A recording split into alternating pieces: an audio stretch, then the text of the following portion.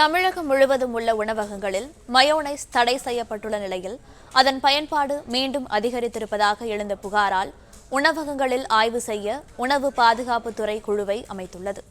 இது தொடர்பான கூடுதல் தகவல்களை செய்தியாளர் முனாஃபிடம் கேட்கலாம். முனாஃப், வணக்கம். இது பற்றிய மேலும் விவரங்கள் என்ன, சொல்லுங்க.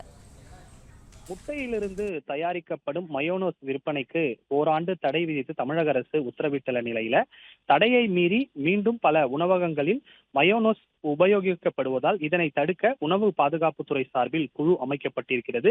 இந்த குழுவில் உணவு பாதுகாப்புத்துறை அலுவலர் உடன் 2 பேர் ஆய்வு மேற்கொண்டு சோதனையிடவும் உத்தரவிடப்பட்டிருக்கிறது.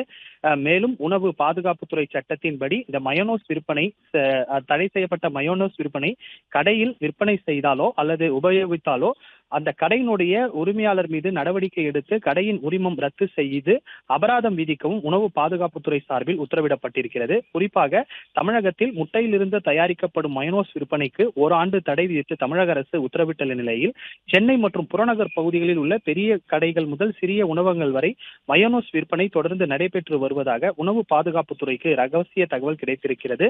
நாளுக்கு நாள் பல உணவகங்களில் மயோனோஸ் உபயோகிக்கப்படுவதால் இதனை தடுக்க குழு ஒன்று அமைக்கப்பட்டிருக்கிறது.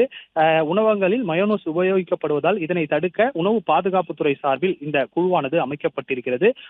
ஒரு குழுவில் உணவு பாதுகாப்புத்துறை அலுவலருடன் 2 பேர் ஆய்வு மேற்கொண்டு சோதனை மேற்கொள்ளவும் உணவு பாதுகாப்புத்துறை சார்பில் உத்தரவு விடப்பட்டிருக்கிறது.